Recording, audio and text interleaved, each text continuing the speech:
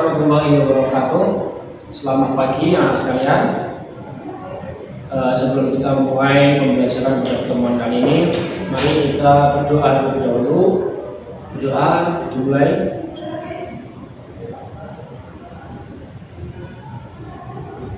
Selesai. Baik, bagaimana kabarnya anak sekalian? Semoga anak sekalian diberikan kesehatan, diberikan kesehatan. Adapun kalau ada yang sakit, semoga kita doakan segera lekas sembuh supaya bisa mengikuti pembelajaran seperti semula dengan sehat walafiat tentunya. Oke, anak sekalian, bagaimana liburan kenaikan kelasnya?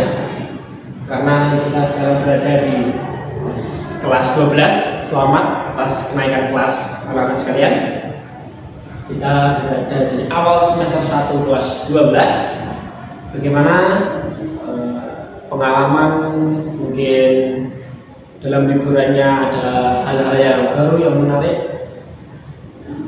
Apakah anak-anak sekalian mendapatkan informasi-informasi ketika liburan kemarin? Informasi entah dari sumber manapun itu. Mungkin ketika berlibur ke suatu tempat, anak-anak sekalian mendapat informasi mengenai tempat itu. Nah, seperti itu, tentu kita akan mendapat hal semacam itu ya, mengenai informasi. Ini berkaitan dengan pembelajaran yang akan kita lakukan, yang mana pada pembelajaran kali ini kita akan membahas mengenai informasi pada bab 1 dengan judul mengkritisi informasi dari berbagai sumber. Baik, sebelum itu Bapak ingin menyampaikan tujuan dari pembelajaran pada pertemuan kali ini, yang mana tujuannya siswa atau peserta didik ini mampu menemukan, mengidentifikasi dan memilah sesuatu atau lebih informasi dari berbagai sumber. Baik, langsung saja ya anak sekalian. Sebelum jauh kita mendalami tentang informasi, yang pertama kita memahami dulu definisi tentang informasi. Informasi itu apa? Informasi adalah sekumpulan data atau fakta yang telah diproses dan dikelola sedemikian rupa sehingga menjadi sesuatu yang mudah dimengerti dan bermanfaat bagi penerima. Nah, ini bisa digarisbawahi. Kata kunci dari informasi adalah data, fakta, dan juga bermanfaat.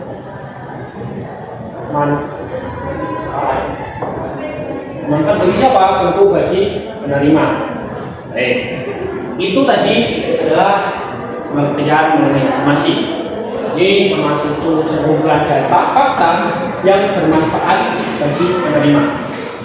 Itu definisi informasi. Selanjutnya kita akan membahas mengenai fungsi-fungsi informasi. Nah, fungsi dari informasi itu adalah banyak sekali. Yang pertama adalah menjadi sumber pengetahuan baru. Tentu informasi yang kita dapat apabila kita belum mengetahui informasi tersebut sebelumnya, tentu itu akan menjadi sebuah pengetahuan yang baru. Selanjutnya dapat menghapus ketidakpastian ketika di luar sana terdapat kabar-kabar yang kurang pasti. Dengan adanya informasi ini berfungsi sebagai kejelasan dan kepastian informasi tersebut. Yang selanjutnya adalah sebagai media hiburan. Tentu bagi kita yang suka membaca, suka mengetahui, mencari informasi baru, pengalaman baru, tentu itu sangat bermanfaat bagi kita dan juga menghibur tentunya. Yang selanjutnya adalah sebagai sumber berita. Nah, ini relevan dengan definisi informasi tadi, yang mana data dan fakta. Tentu di sini adalah memuat yang namanya berita. Ini masuk salah satu fungsi dari informasi. Selanjutnya adalah untuk sosialisasi kebijakan. Nah, ini bisa dijadikan sarana dari mungkin pemangku kebijakan atau mungkin pejabat dan mungkin atasan-atasan yang ingin menyampaikan kebijakan atau ingin menyampaikan sesuatu hal. Nah, itu informasi bisa dijadikan salah satu sarananya. Selanjutnya adalah untuk memengaruhi khalayak. Tentu informasi tadi bermanfaat bagi yang membaca. Yang membaca ini tentunya halayak umum. Nah, ini tidak terlepas nantinya akan bisa mempengaruhi halayak umum. Selanjutnya adalah menyatukan pendapat. Ketika ada pendapat-pendapat yang berbeda, ada opini-opini yang berbeda, informasi ini hadir menjadi sebuah penengah atau mungkin menjadi sebuah penghubung dan penyatu sehingga yang berbeda-beda tadi bisa bersatu. Seperti itu. Itu adalah fungsi informasi. Nah, selanjutnya kita akan masuk ke dalam jenis-jenis informasi. Nah, jenis informasi ini terbagi banyak. Nah, kita akan bahas satu-satu. Yang pertama adalah informasi berdasarkan sifat. Berdasarkan sifat informasi. Yang pertama berdasarkan informasi faktual. Yang mana faktual ini sesuai dengan definisi informasi tadi, yakni memuat fakta-fakta, memuat realita-realita, bukti kenyataan-kenyataan yang ada di kehidupan kita. Nah, itu yang disebut informasi faktual. Yang kedua adalah informasi yang bersifat opini atau konsep. Sesuai istilahnya opini, yang mana ini di dalam informasi itu memuat argumen-argumen, memuat opini-opini dari masyarakat. Jadi tidak menutup kemungkinan berbagai macam opini, berbagai macam argumen itu juga termasuk sebuah informasi. Yang ketiga adalah informasi yang bersifat deskripsi. Bisa digarisbawahi deskripsi, yang mana itu di dalamnya adalah mendeskripsikan atau menggambarkan sesuatu hal yang itu nanti bermanfaat atau yang itu nanti memberikan dampak, jadi ya bermanfaat bagi pembacanya. Nah, itu berdasarkan sifat. Selanjutnya yakni informasi berdasarkan kegunaan anak. Nah, anak-anak sekalian, informasi berdasarkan kegunaan ini dibagi menjadi dua. Yang pertama informasi yang menambah pengetahuan, itu yang bermanfaat, tentu di dalamnya ada pengetahuan baru bagi seorang pembaca. Yang kedua adalah informasi berdasarkan penyajian. Maksud dari berdasarkan penyajian ini, karena informasi ini dapat dikemas menjadi beberapa atau dikemas menjadi beberapa bentuk informasi. Bisa infografis, bisa informasi dalam bentuk audiovisual, bisa informasi dalam bentuk teks dan ya narasi dan lain sebagainya. Itu berdasarkan penyajian. Selanjutnya jenis-jenis informasi yakni berdasarkan bidang kehidupan. Tentu informasi ini bermanfaat bagi kehidupan kita, beriringan dengan kehidupan kita. Tentu dalam kehidupan itu ada berbagai macam bidang. Contohnya bidang pendidikan, bidang kesehatan, olahraga dan sebagainya. Nah, informasi-informasi yang memuat satu bidang itu bisa termasuk dalam jenis informasi dalam bidang kehidupan. Contoh ada informasi tentang bidang pendidikan, mengenai berita-berita pendidikan terkini, atau mungkin tentang kesehatan, ada informasi mengenai virus-virus yang terbaru, atau mungkin informasi mengenai penyakit-penyakit yang terbaru, dan juga ini ada bidang olahraga, mungkin informasi mengenai bidang olahraga tertentu. Nah, itu masuk dalam informasi berdasarkan bidang kehidupan. Nah, selanjutnya adalah informasi berdasarkan lokasi peristiwa. Nah, ini lokasi peristiwa dibagi menjadi dua ya, anak. Yang pertama adalah informasi dalam negeri. Tentu dalam negeri itu informasi yang ada di dalam negeri. Kalau informasi di luar negeri, tentu informasi yang berada dari luar negeri, informasi itu berasal dari luar negeri ataupun informasi itu berada di luar negeri. Itu berdasarkan peristiwa. Nah, setelah kita mengetahui jenis-jenis informasi, berbagai macam jenis informasi, kita akan mengetahui tentang nilai-nilai informasi. Bagaimana informasi itu bisa disebut tentang sebagai informasi yang bagus, informasi yang sesuai dengan nilainya. Nah, ini akan kita jelaskan, akan Bapak jelaskan informasi yang bisa dikatakan bagus, bisa dikatakan sesuai dengan nilai. Itu yang pertama adalah mudah diakses. Mudah diakses, tentu informasi tadi dengan definisinya adalah bermanfaat bagi khalayak umum. Nah, ini bagaimana bisa bermanfaat? Yang mana harus dapat diakses oleh khalayak umum, tentu dengan mudah. Nah, itu satu. Dua, luas dan lengkap. Informasi itu harus luas dan lengkap, tidak separuh-separuh, tidak ketilan-ketilan, tidak apa ya namanya. Ya intinya informasi itu tidak lengkap yang akhirnya nanti membuat informasi itu sebagai informasi palsu, informasi kurang jelas dan sebagainya. Selanjutnya adalah ketelitian. Tentu nilai-nilai informasi itu di dalamnya harus memuat dengan ketelitian. Karena kalau tidak dengan ketelitian, dibuat dengan ketelitian itu bisa menimbulkan nanti timbulnya informasi yang kurang benar. Selanjutnya ada nilai kecocokan. Tentu informasi yang dibuat harus cocok dengan apa yang dibuat informasi, itu harus cocok dengan keadaan yang sebenarnya. Dan selanjutnya adalah ketepatan waktu. Informasi itu harus aktual, harus sesuai dengan waktunya.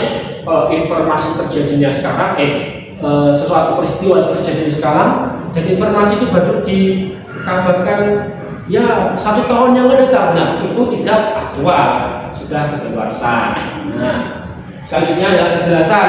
Informasi itu harus jelas, isinya harus jelas, harus konkret, harus sesuai dan data dan fakta. Itu yang namanya informasi yang bagus. Selanjutnya adalah keluasan. Keluasan di sini bisa dikatakan fleksibel, dari segi membaca ataupun dari segi yang lainnya. Selanjutnya adalah dapat dibuktikan. Nah, informasi ini harus dapat dibuktikan karena apa? Tadi kembali lagi kepada definisinya, fakta. Yang mana fakta ini benar-benar terjadi di dunia nyata, itu harus dapat dibuktikan. Yang selanjutnya adalah tidak ada prasangka.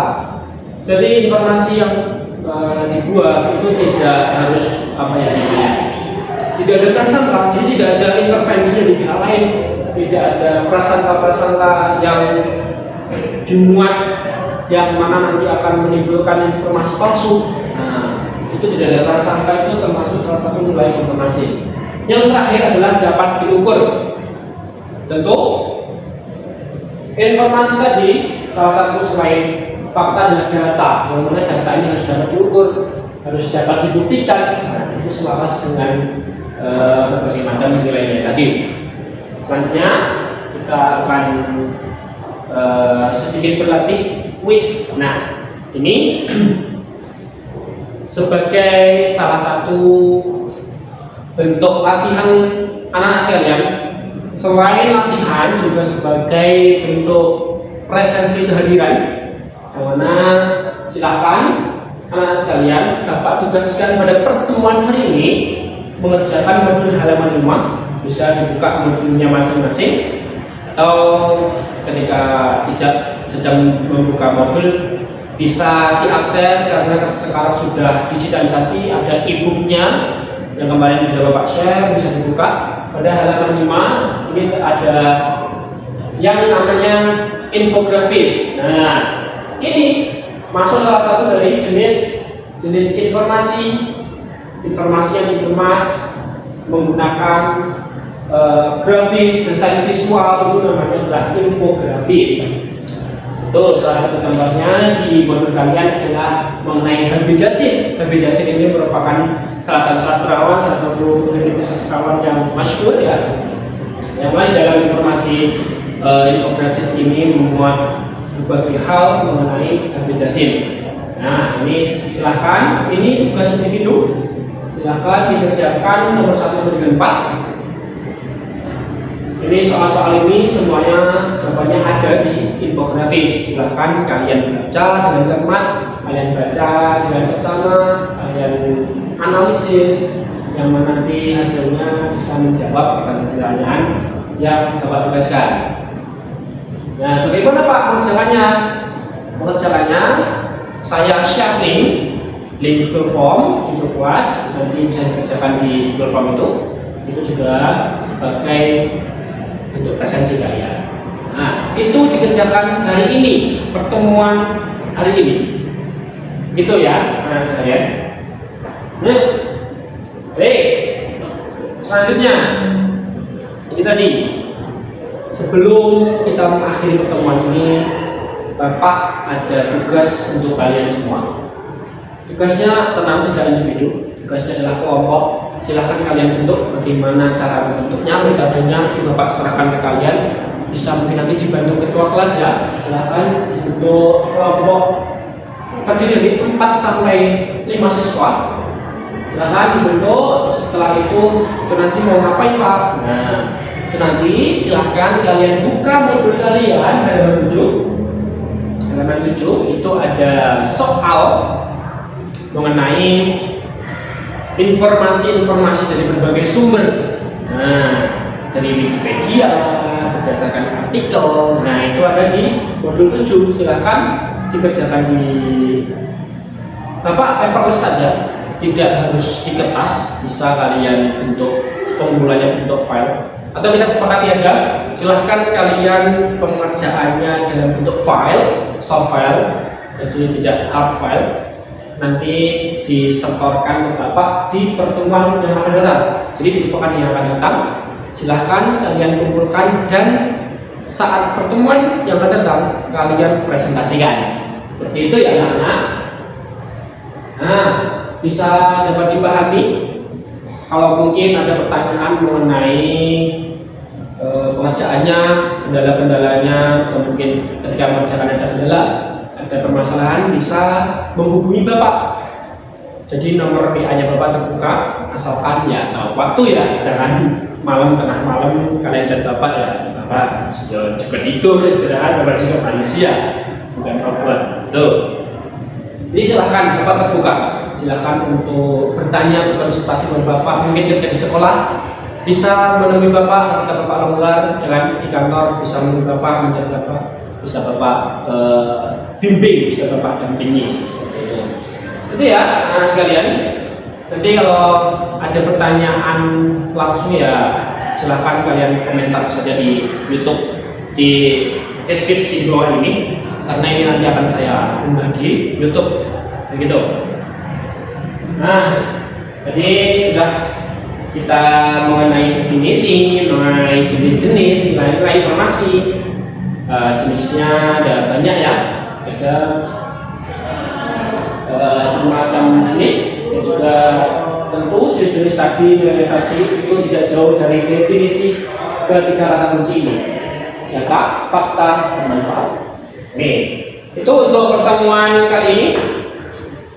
Terima kasih atas perhatiannya. Sebelum Bapak akhiri, Bapak harap pembelajaran kali ini bermanfaat bagi kalian semua, dapat diterima dengan baik oleh kalian semua, dan juga Bapak berpesan untuk tetap semangat, pesan untuk tetap bermotivasi tinggi untuk menyelesaikan sekolah dengan semaksimal mungkin, karena kita atau kalian ini sudah naik ke kelas 12, yang mana kalian adalah siswa tertua. Nah, ini jangan sampai menjadikan contoh yang buruk oleh adik-adik kelas kalian. Itu ya pesan dari Bapak. Tetap semangat, tetap bermotivasi tinggi, bisa menyelesaikan sekolah dengan baik, dan juga membanggakan kedua orang tua kalian semua. Itu saja dari Bapak. Terima kasih. Bapak akhiri. Wassalamualaikum warahmatullahi wabarakatuh.